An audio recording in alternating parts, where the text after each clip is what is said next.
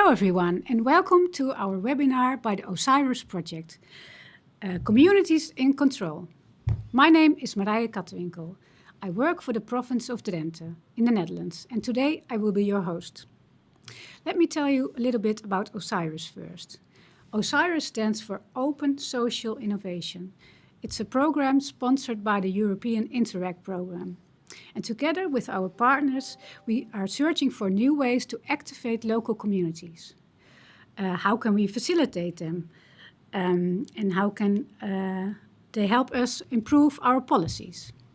So today we are going to talk about that. The last years we've carried out a number of projects and we exchanged good practices with our partners. But then COVID came. We were all sitting at home. So that brought new questions. How could we stay in connection to the local communities? How could we cooperate? So we had to find new ways. Today we are going to share our experiences about that. I'm not doing that alone, so let me introduce you to the people at the table. First, Jan van der Bij. He has a lot of experience in local community and he did a project for us in the Osiris project. Gerard Meijers is the project manager of Osiris in Drenthe. And Rolina Eschendaal is the secretary of the Eeksterveen Community Center. It's one of the projects we are highlighting today.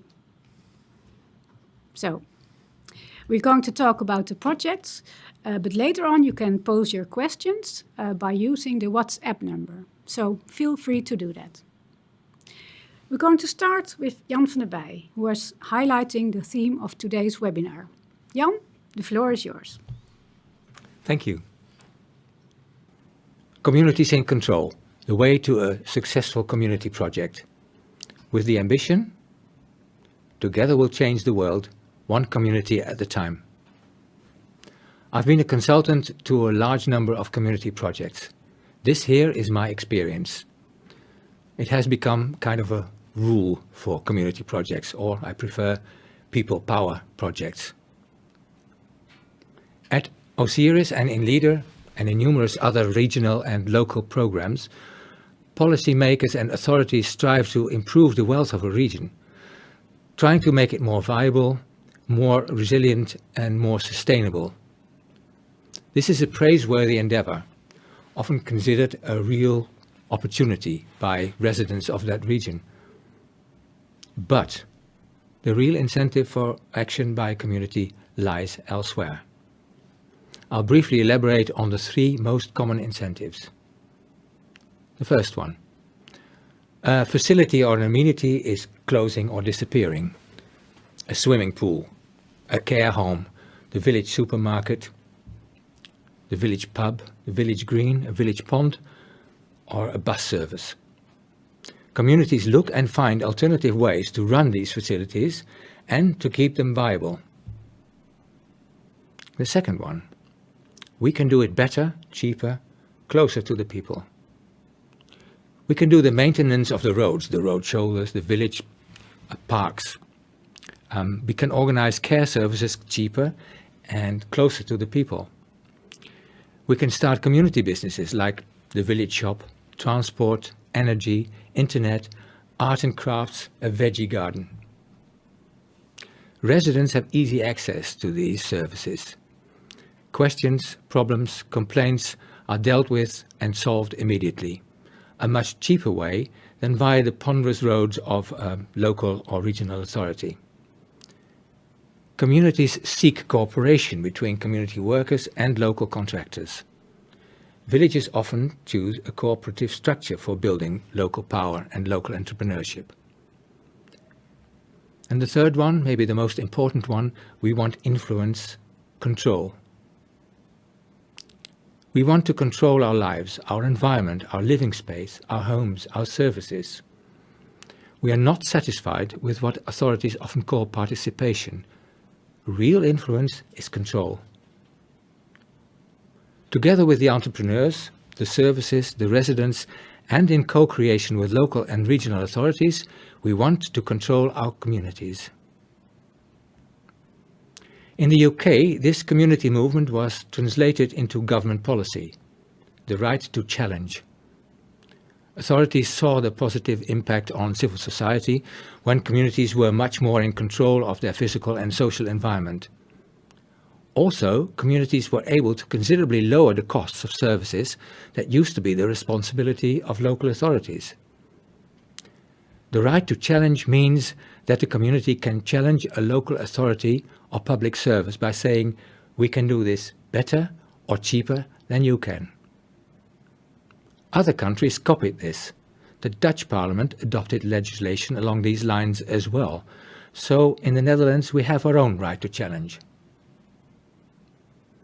So, together we'll change the world, one community at a time. It's a quote from Locality, the UK organisation of community businesses.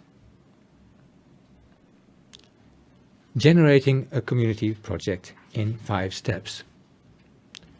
So how do you start a successful community project? How can you make it work? Make it viable? How can you make it sustainable? To begin with, a project has to be or become a community initiative. It needs broad support among community residents to survive the project phase, to get past the one-hit wonder euphoria. Everybody in the village must really want it badly, must be ready to invest in it, mentally, physically, and sometimes financially. So here are the 5 steps. 1. Energy, drive, a vision, a vanguard of the community, a leading group. An initiative has to start somewhere, often in the minds of a few residents or a couple of neighbors in a village street. These people share a vision, an idea about how to change or improve something. There is energy there, a drive, a true drive to achieve something. This vanguard of the community, for want of a better word, in Dutch we say kopgroep, initially takes the lead. The people in this group create the first outline of the project, the initiative. 2. Everyone is involved, broad support. In order to get the broad support a community initiative needs, the vanguard has to organize an open debate. The group has to familiarize the community with a vision. It needs to tweak its ideas with residents' suggestions. The community as a whole must embrace the vision. And the residents need to be activated. Their support has to be translated into concrete action. This also means that newly recruited residents are being added to the vanguard group. 3. What do you really want? Dream scenarios. The outcome of the community debate, adding up the vanguard's vision and residents' suggestions and ideas, leads to a reservoir of thoughts, wishes and dreams. Now is the time to zoom in on what the community really wants and needs. Dare to think big, but also focus on possible scenarios and make a choice. The translation of the village dream into a concrete plan. 4. How? Organization, legal structure, business case. So how are you going to organize that plan? Who will be responsible for what? Who is going to do all the work? And which legal construction will you choose for your initiative?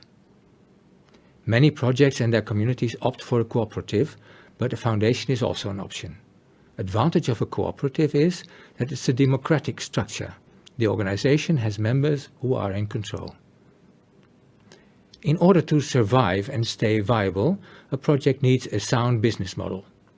Investment planning is necessary, as well as a realistic estimation of turnover and profits. Have a business case brainstorm session and think out of the box about which aspects of the initiative can generate income. And think about funding. Which sources can provide startup money? Can a crowdfunding campaign in the community or among local businesses help? Ideally, this means that grants by local and regional authorities, if at all applied, are only used to help initiate a project or program or process. A subsidy for a startup, the founding of a cooperative, money for refurbishing a community building, etc. The projects become self-supporting or are financed with regular government budgets that would otherwise also have been used for the same service. No extra money is needed. Difference is that less budget will be necessary. 5. Start. Party time. But also, this is where it's for real. This is where the real work begins. Mark the start of the project. It's party time. And in general, never skip an opportunity to celebrate milestones in your project. But also from this day, the real hard work has to be done. No more talk. This is for real. The project needs to prove its feasibility. And we have a 5+. What is needed to make the project last, to make it future-proof? Well, based on equality, keep developing what is needed, which is not necessarily growth. Invest in debate, cooperation, support, organize future studios and information and knowledge meetings. Make a point of really doing all this together, with the community as a whole, using all local talents, and be aware of which talents you need. Invest in creating a sound multi-annual budget plan. Never become dependent on grants. Remain self-sufficient. That's how you stay in control. Intensify communication with members, residents, with your networks and strategic partners. And never let adverse developments confuse or deter you. All this leads to the following statement. For a community to be in control, to successfully initiate a project and make it last, these 5+ steps are essential. Skip one and you'll come across gaps in your process. Skip one and the foundations of your project will be unstable. Thank you. Well, thank you for this beautiful story, Jan. I'm curious, what's the grader in one of the first slides? Is that a community project too? Well, it isn't a Dutch farmers' protest to begin with. No, but it's indeed it's a community project. A small village challenged its local authority, and they're now doing the maintenance of the roads and of the waterways and the road shoulders. And there's a lot of dirt roads in that area. And they decided to maintain those as well, because there were lots of complaints about the maintenance the local council did. And now they're very satisfied. The residents are very happy with the village taking over this maintenance. And they bought their own grader. Yeah, nice. Which is the grader they are doing the dirt roads with. And the funny thing is, they're making a good money with all this.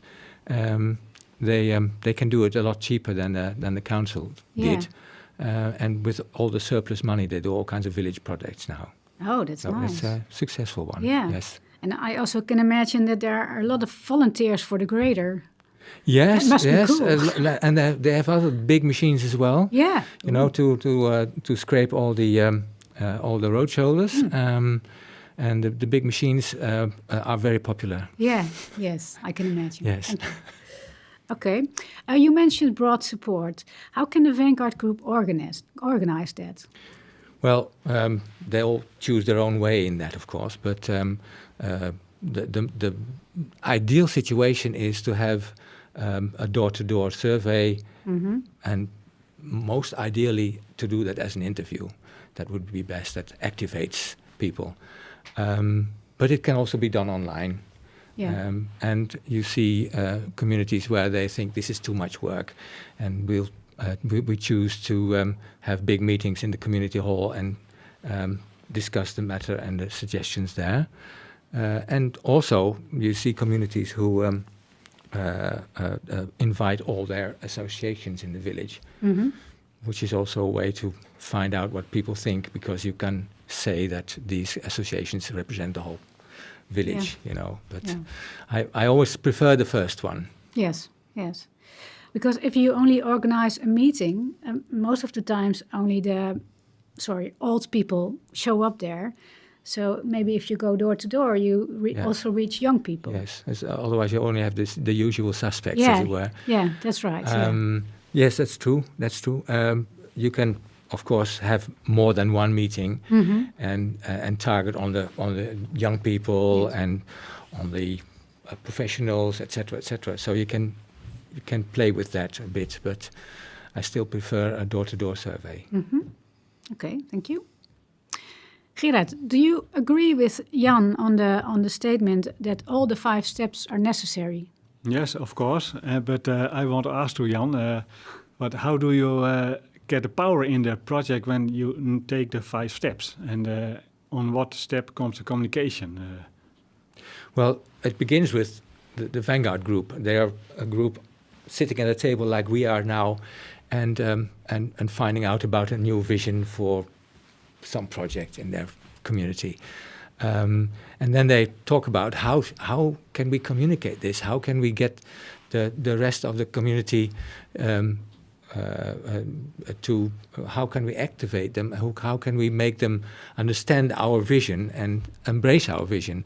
And that's the moment where you start communicating and where you go door to door, as I explained. That's the main and best way to communicate a project like this. And that also generates a lot of power, because when you talk to people about it and you do that in the shape of an interview, for instance, instead of only online, then people say, oh, I like that. I want to do this or do that. In the project with the grader, we found a lot of people who weren't really a part of society, of the community. And what we saw is that when we asked them to take part, for instance, to do a little bit of grass mowing near their homes, do your own road shoulder. We have a lawnmower for you, and they borrowed the lawnmower and they got active. Yeah. And they liked it, and they came to the meeting as the cooperative later on. So the power is generated by just doing it. Yeah, and real contact is important. Yes. Yeah. Oh, thank you. Rolina, you also did a project. Do you agree with the 5 steps Jan mentioned? Yes, and I will tell you when I speak about the community hall in Eeksterveen. You first have to have a dream, and then you have to activate a small group, and the small group has to get bigger. And what Jan says, you need some steps, and you don't have to have a theory about it, but you have to think as a small group how to become bigger. So participation of the village is very important. Yeah. Okay, thank you. Gerard, over to you for your presentation. You did the Osiris project part 2 in Drenthe. How did it go? Thank you, Marije. Yes, I did part 1 and part 2, but now I want to tell something about part 2. In the extra 2 years of Osiris, Drenthe has been active in a way that differs from the first period. In the first period, we addressed Osiris targets by realizing social economic activities. In phase 2, the COVID-19 period, we want to focus on the process of social projects. And we call that Communities in Control, the theme of this webinar. But the community itself has the responsibility for the project from the idea till the realization. Osiris is the helping hand and lifts up the project where and when it is needed. I will give 2 examples of different projects, though both are socially motivated and designed to be future-proof. First, the community of Eeksterveen. Rolina shall talk about it. The village of Eeksterveen is the base of our project Communities in Control. The success of this approach and the needs of the community led to an initiative to work on the community center to recover it and give it a broader function. In co-creation with the residents, the center has been partly rebuilt to update it and make it future-proof. The community center is owned by the community, as opposed to the standard situation where it would be owned by the local authorities. The ownership situation shows that the village has a powerful community association. There was and is a broad support for buying the building and running for it by the residents. It's a giant step for such a little village with almost 400 inhabitants, as well as for the local government. So Eeksterveen has its residents as well is for its residents as well for the tourist. Everybody is welcome and can organize something or take part in community activities. The second example is Sustainable Dalen. It's short running now. The village of Dalen has very active community. The residents initiate or take part in new developments and have created several communities services like an adventure garden, playground, social village square, sport tracks, etc. Just for the beginning of the COVID-19 period, a number of residents initiated a new project, making the whole village energy self-sufficient. In the Netherlands, most homes are being heated by gas. The Village Action Group asked the village people to be part of a project to change their heating systems from gas to electricity. In accordance with the government's policy, and not knowing we did have a gas crisis at the moment, with rocketing gas prices on our hands.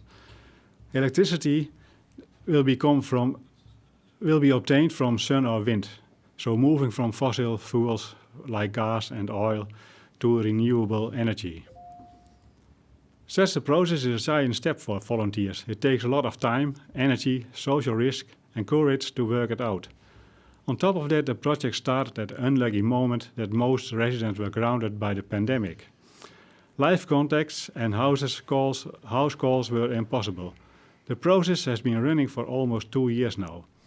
These 2 COVID years were spent on researching and surveying the best methods to handle this major transition in practice. The University of Groningen helped the volunteers with the research and analysis of the questionnaire that was distributed door to door in the village. Now at the moment that all COVID measures has been lifted and physical contacts are possible again, there's a chance to change. This is a moment to take concrete steps to realize the project. Realization of such a project in a village with more than 1,000 houses is an enormous challenge for volunteers. Osiris is helping the volunteers with the social elements of the initiative, making the connection with the village people, keeping the project rolling and bring it forward into the next step. Okay, 1,000 houses. That's a lot. But how did they stay in contact during COVID? Did they had webinars or something? They were in the contact with the people by the newspaper, local newspaper, and also they spread flyers in the community. Okay. Mostly. And you had also the medium of Teams, where you can have meetings with people in the village. Okay, thank you. I had a question too, Gerard. The financial side of the project in Dalen might be a bit problematic. How did the residents solve that barrier, that financial barrier? Yeah, it's an understandable question, and it's logical because it's very expensive to realize it. But we are not in a stadium to realize a project now. But it's foreseen that there will become financial barriers. They are looking for solutions with all the residents before starting implementation. Before the project starts, they will have a solution for that. Inhabitants can have and beat their own measures for themselves. It's all private investments, what they do.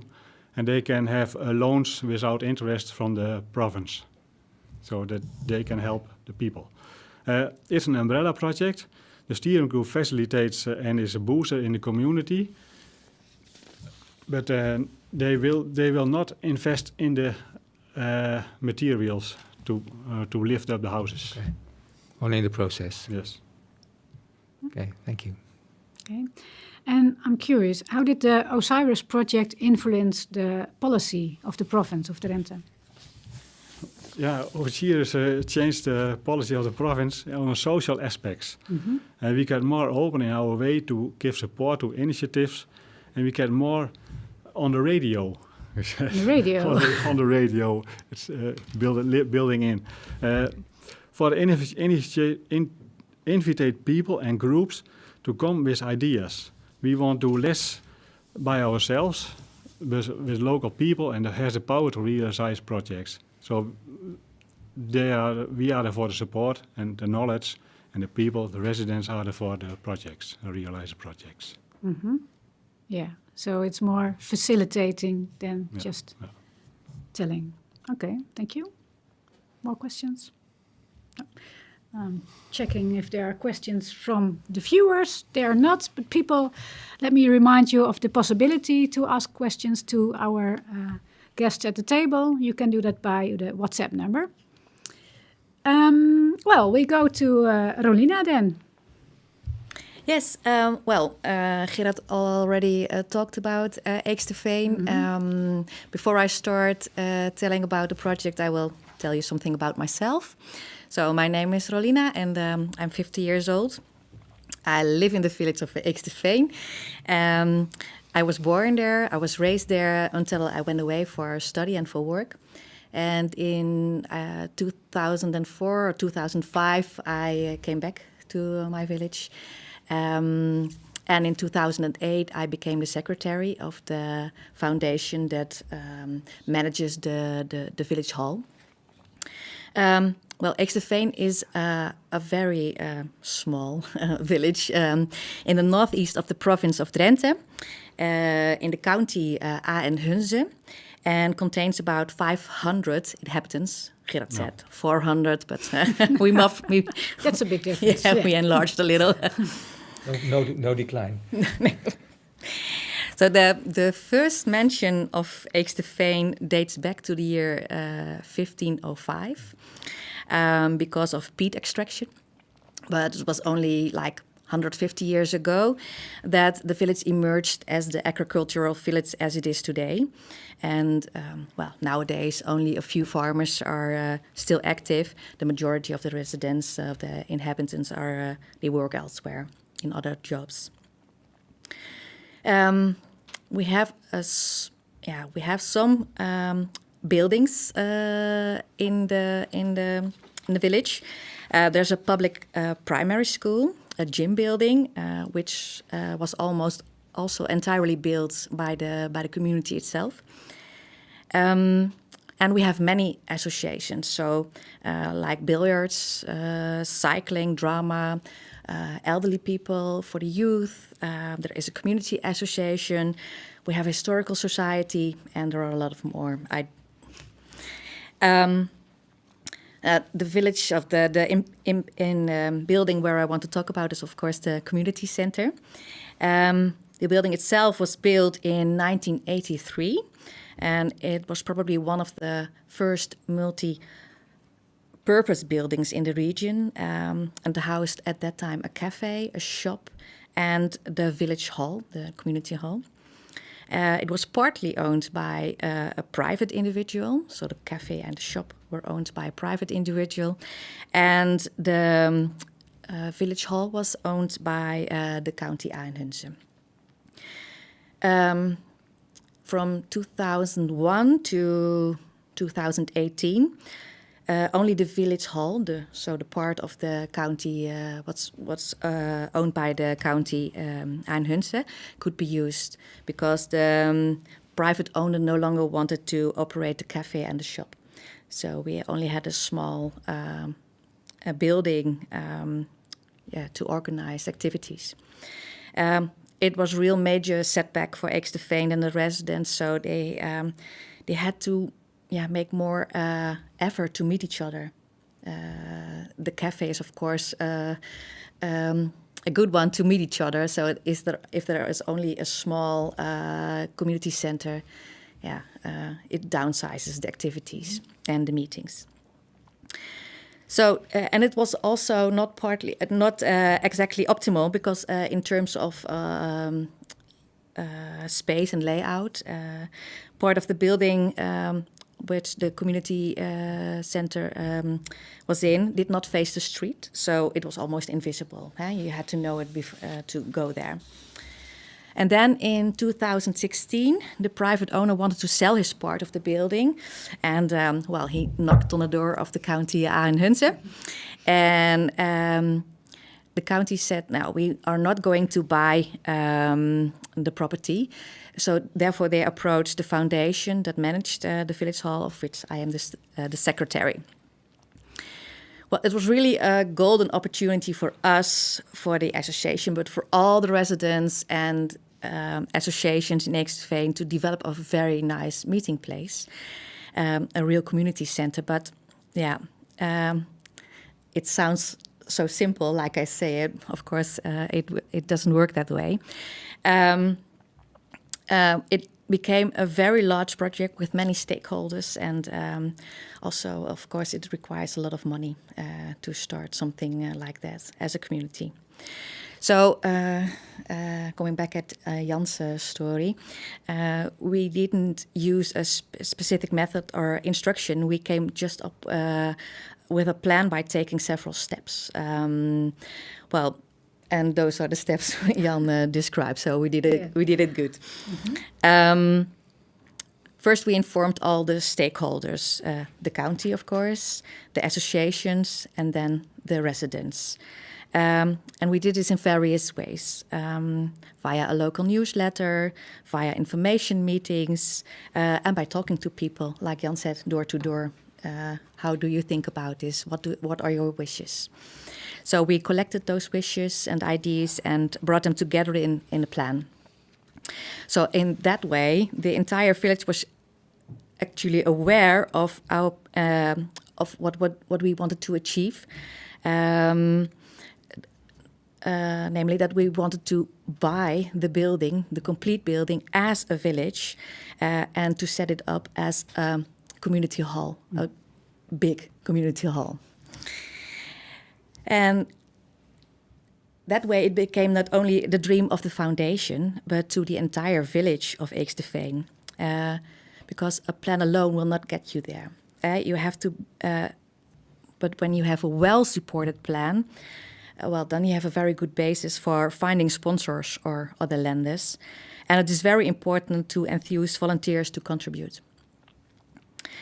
And it was no surprise for us that in a crowdfunding campaign, the 50,000 bond loan that we lent in the village was full very quickly. And those contributions from the village were the reason for private funds, as Oranje Fonds, VSB, to support us financially as well. So then we bought the entire property, the former cafe, the shop, and merged it again with the community center. And so Eeksterveen created a real meeting place at Dorpscentrum, as we call it. It's now our community center. And through the shared dream, more than 90 volunteers helped remodel, renovate, and redecorate our purchase. So 500 inhabitants and 90 volunteers. That's a lot. Mm-hmm. It's 20%. Yes. Yeah. The total process of purchase and renovation and the complete building took about 3 years. But yeah, after the moment of opening, it was a real success straight away. So there are many meetings, many activities, and the village and the societies, and we have a manager who operates the community center. Well, they all contribute to the success and then the current success. Well, it sounds like a fairy tale, but it's not really only a fairy tale. It requires continuous hard work to maintain a healthy operation and to fulfill all the wishes of different target groups. The more people, the more wishes. So we needed to improve the quality of the building in order to continue to being the bustling center for get-togethers, for chance meetings, and taking care of each other in the future, because that's really what we care about. And therefore we launched a new plan in 2021. So the last half year, 8 months maybe, we have enlarged the catering kitchen, and we have transformed a very dull meeting room to a lounge cafe, as we call it, a huiskamercafé, a living room cafe. We did this again with the help of volunteers and with financial support from Leader Pop 3. European Fund for Rural Development. And Gerard works for the leader in the province of Drenthe and has been a very good advisor to us. In Eeksterveen, we are aware that we are based in a region that is experiencing a decline in the population. But we think we can do a lot ourselves to keep the village livable for young and also for elderly people. We believe in active citizenship, and there are threats of dejuvenation and the aging population, and also no affordable houses for starters, for young people. But Eeksterveen felt the urge to turn these threats into opportunities. And maybe we can first look at a small video, in the last 6 months that we were building. Mm-hmm. Yes.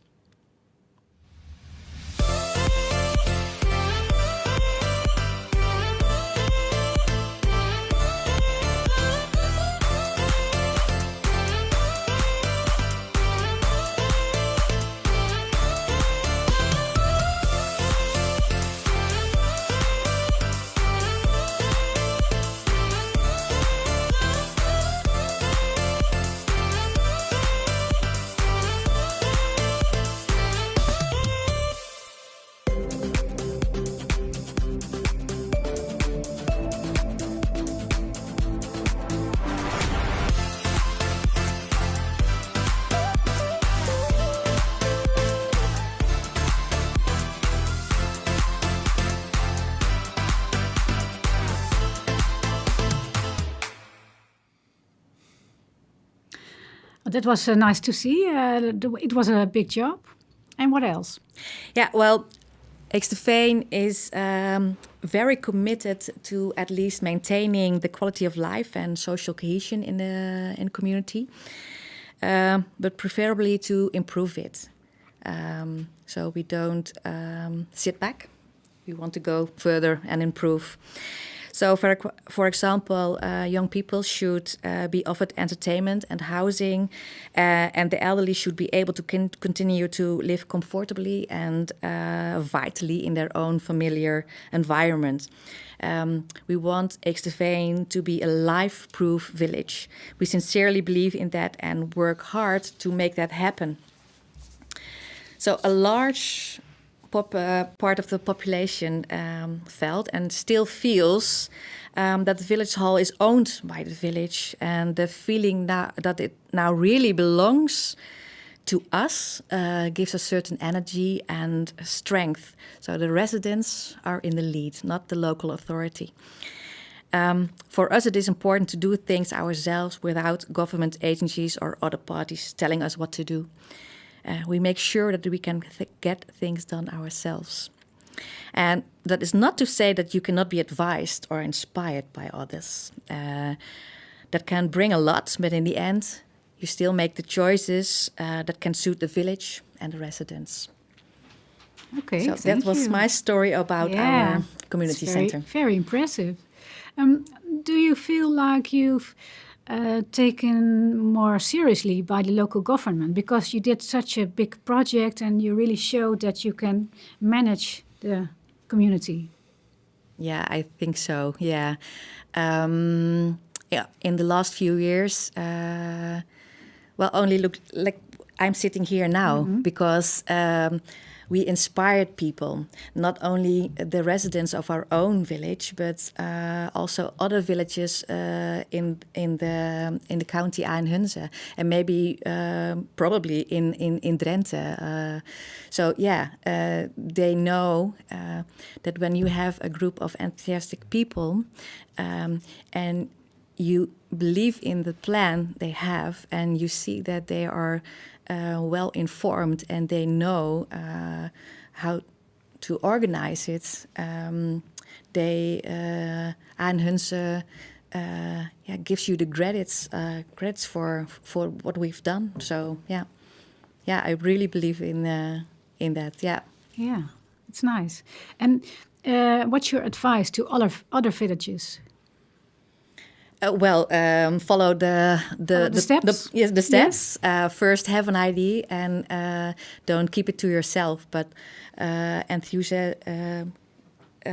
talk to people, share it, talk to people in the village, go to door to door and believe in your plan. We had really hard times getting it financially done. Also the COVID, of course, when we started with the last project of the enlarging of the kitchen. Yeah, we also coped with that because I am in a association with people above 60, so Teams meetings were not very easily. So go door to door, speak about it, believe in your plan. Never let the rules take control of you. Thank you. Yeah, I had a question too, Rulina. Your project is one of the best examples of an initiative that was born in the community. Can you see that when you look at the results, in the sense that more people are using the community center and the financial results are okay, that there's good turnover and maybe profits? Yeah, really. Like we had the very small center hall, community hall, so it could only facilitate 40 people at most, and now we can have 120 or more, and people know it. So and therefore we did the second part of the second project because it was too successful. Sometimes people wanted to come for eating. People want to needed the extra space. Meeting, yes, to drink a beer, and it cannot be at the same time. So we want take care of people so they can meet each other. Yeah, so it's and really financial enlarged. work, does that work financially as well? Yeah, the manager who operates the you can live by. The turnover. Yeah, yes. The income. Of yes. Yeah. Okay. Yeah. Lovely. Okay. Yes, Rina, your community is very enthusiastic and has reached super goals for the community. It's a challenge to maintain that high level. Are you planning new projects, new steps? Well, we are still working on this project, so we will end it this year. And of course, we have still goals, but they are not that big as we had the last 5 years. Well, it is a concern to keep things going, like in probably other societies, communities, villages, maybe even in families. You also have people who have ideas, and the other ones follow. So you have to keep the people with ideas coming up. Coming up, yes. So that is well, it's not a threat, but it's a challenge. But we don't walk away for challenges. So good luck. Yes, thank you. Okay, thank you. Well, it's time for the last presentation now. Unfortunately, Marcel Endendijk, who should be here with us, is not here right now because he's in the hospital due to circumstances. Instead of Marcel, Jan is going to give the presentation. So Jan, tell us about the craft project. Thank you, Marije. I will do that in a moment.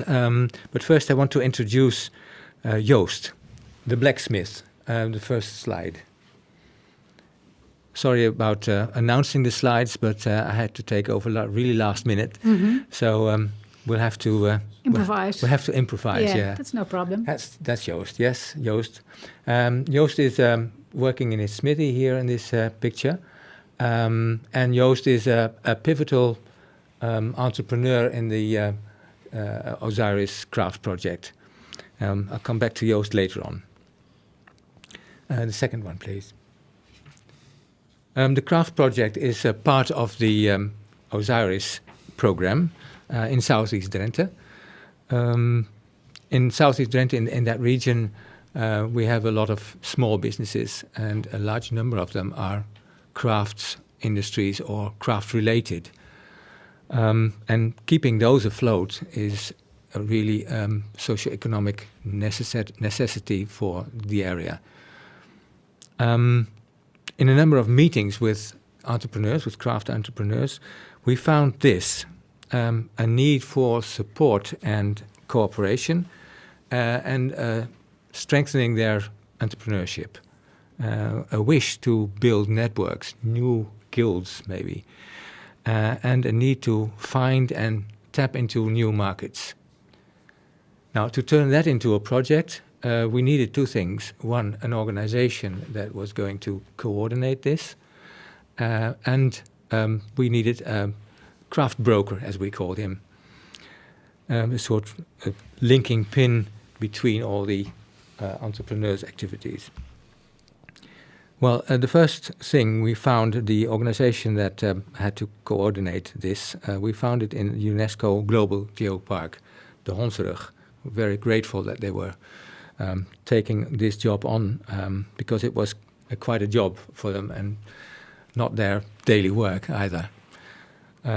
But they were prepared to do this. And the second requirement, a craft broker, we found in Dirk Jan. Sorry, I'm forgetting to tell you that yes, that's the one we need. That we have to change slides. Sorry. So Dirk Jan lives and works in the region and had the skills to be the craft broker. So we could start. We had all the requirements in place.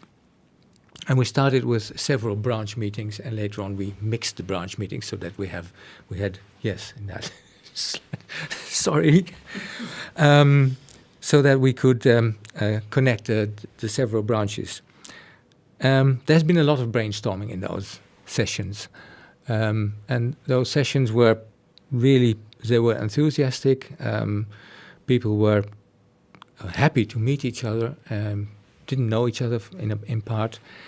And it was bustling, to speak with you, Rolina, it was bustling with ideas. We had planned to have 100 new ideas for product mark combinations, but I think we exceeded that. But I can't explain all those ideas to you. So I picked out, or rather Marcel picked out a few examples that I'm going to tell you about. The next one, please. Yes. Yeah, that one.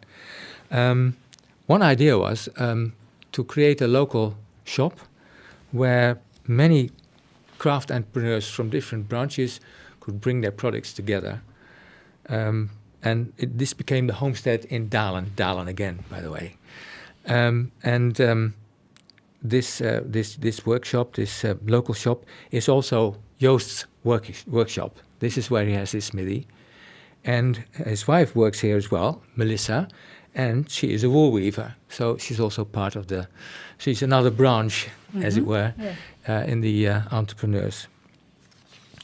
Well, and the next one, please. And then Corona kicked in. So sort of it stopped. Entrepreneurs couldn't contact each other anymore live, couldn't exchange products. So it seemed like a dead end for the project. But then Joost and Melissa, the blacksmith and the wool weaver, they decided to go digital. And what you see is the result of that digital presentation they do. And we thought that's a very good idea. So maybe the other entrepreneurs should follow this. And in the project, we followed it indeed, and we helped many craftsmen to go digital by visiting them, Corona. So we had our gear. But we went to their workplaces with two modern craftsmen, and one was a photographer, the other was a writer. So they were modern craftspeople. And they made presentations for every entrepreneur. We collected all these presentations in one place on the website of the Geopark. It's very nice. You can see all kinds of different entrepreneurs. In the one you see, oh sorry, the next one. The next one shows you how that looks on the Geopark website, and you see a chocolate maker, puppet repair shop, and a basket weaver, which 3 very, very different types of entrepreneur. And the next one, please. And on the next one, you can see how very, very different they are. Like a very modern one, a business cartoonist, Esther, and Anja, who weaves baskets. Very ancient profession. And it's very nice to see these very different entrepreneurs and very different branches to come together, because that's what we did in the next slide. That's what we did. This gave us the idea that maybe all these entrepreneurs could create a good combination, for instance, by having business gifts and Christmas boxes containing all these several products. So a basket from Anja, chocolate from Sam, a drawing by Esther, etc., etc. And you can fill this in for yourself. Next one, please. Then we had the story trails. An app, an interactive app, where you can find several tours. For instance, the next one.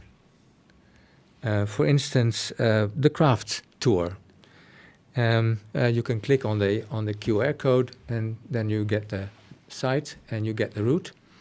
But you can make your own tour by clicking on the different entrepreneurs and craft businesses on the site that you want to visit.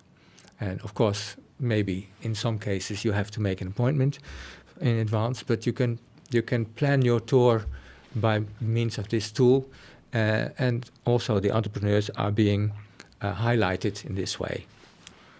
The next one, please. This is how it looks when you click on it, and you can see Joost again in his smithy, the homestead. It's the third one from above on the left. This is what you see, this small map, and within the map you can click on several entrepreneurs. Next one, please. And then we have also a food crafts tour. And it says Lekker Lokaal tour, which means tasty and local.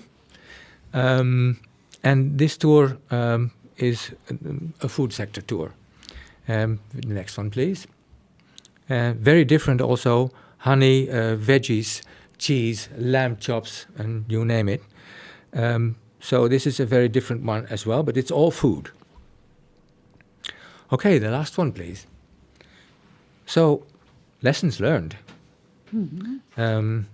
Networking is what Marcel wrote.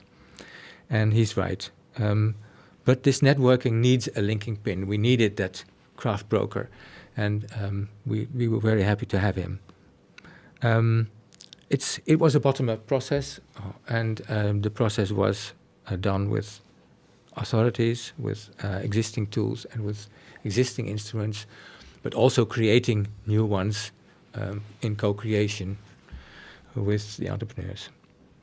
And Marcel also wrote step by step, no blueprint, which is not to say that you don't have to use the 5 steps, mm-hmm. But you have to go slowly.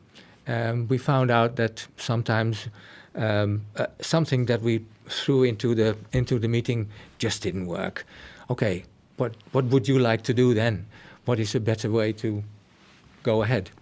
And that's what he means by step by step. Just finding out together how you can continue. Well, a brief wrap-up was this of a lovely project. I thought it was a lovely project. And it has a lasting effect on the entrepreneurs, and you can still see and find them on websites. So I was very happy with this. Thank you. Yes, thank you. It really sounds great, all the tours. I feel like going there right now. So. Yeah. You have to do them by car, though. By car? Yeah. Oh, I can do them by bike. Bike is also possible, bike. but I can do that. the distances are too large to be able to walk them. Okay. Yeah. Well, maybe that's a project for later on. Yes, definitely. Okay. So, questions? Marcel is a very enthusiastic man. Yes. But it looks difficult to handle such a project with mostly elderly people. Is it? Well, the thing is, it wasn't only elderly people. You can see that in the a lot of them. Okay, but not only elderly people, and also they felt a need to continue this. So the project was kept alive because the need to participate was great for all these entrepreneurs. They could really improve their business and their entrepreneurship by this. And of course, they were stimulating each other. Yeah. They really stimulated each other in those branch meetings and the mixed branch meetings. And of course, once you start doing Christmas boxes, well, the party is on, you know. So, yeah. Endless possibilities. Yes, definitely. Yeah. And it's unending. I mean, inevitably, you find other methods and more ways to cooperate than we can think of now. Yeah. And if we had to do the project all over again, do you think we should do something different? No, not really. I really think that's a sad thing. The project ends and our craft broker stopped as well. And I think if we want to continue it in the high vibe that it had, I think we need another craft broker. Yeah. I think we have to find ways to pay for someone who can do this. I think that's a very important lesson, and that's one thing that maybe we should have thought about more in the project, how we could continue after the project money stopped. Okay, thank you. More questions for Jan? Yeah, I had a question, but you already told that it's a bottom-up project, like in Eeksteveen, as we did.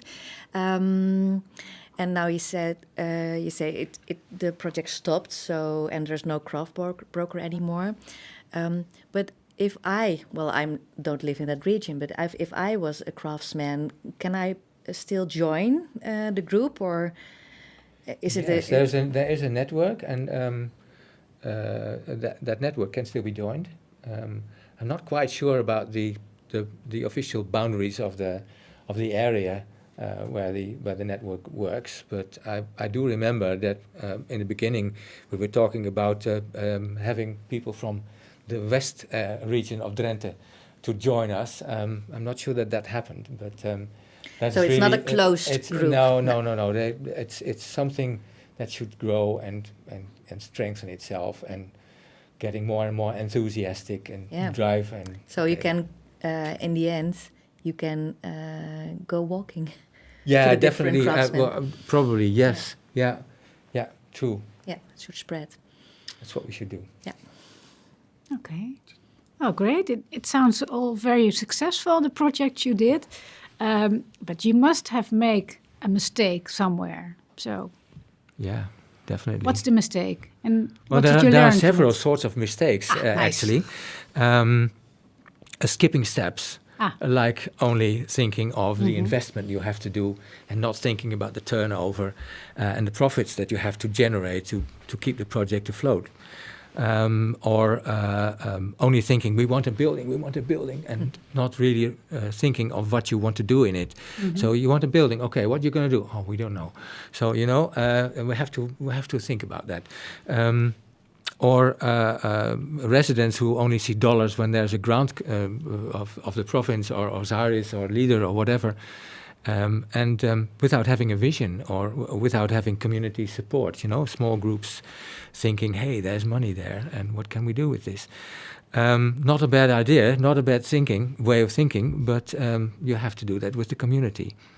Or, what we learned is again and again and again, do those 5+ steps and just don't skip any.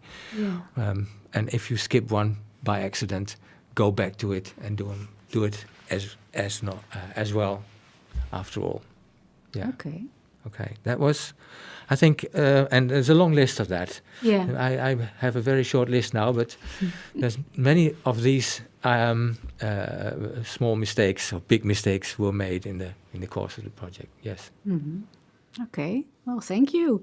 So it all comes back to the 5 steps Jan mentioned, step by step, going through the process and really connecting with local people in the villages. Okay. Yes, one of my mistakes, but there are many mistakes. I was sometimes too much beside the project. I have a busy job and I was waiting for questions from partners, but not looking for questions. I think you had to look for questions and you come in contact with the project partners, digitally, physical, both can do. And I've learned to take more when you have contact. And that's my learn point, looking for contact with partners. Innovative projects, you can learn about it. Yeah. So stay in touch. Yeah. Don't wait till they Don't come to wait. you. Just Be active. be active, Yeah. be visible. Yeah. That's a good lesson. Thank you. Okay. Well, I'm looking at the time, and it's. I think it's time to end now. So, Gerard, Jan, Rolina, I really like to thank you for sharing your stories and your successes, and also your mistakes with us. It's really inspiring, I think. And well, thank you at home for viewing. So I hope we've inspired you too. And could I add Yeah. one closing line? One closing line, yes. Always make sure you're in control. Yes. Okay. Thank you. I agree.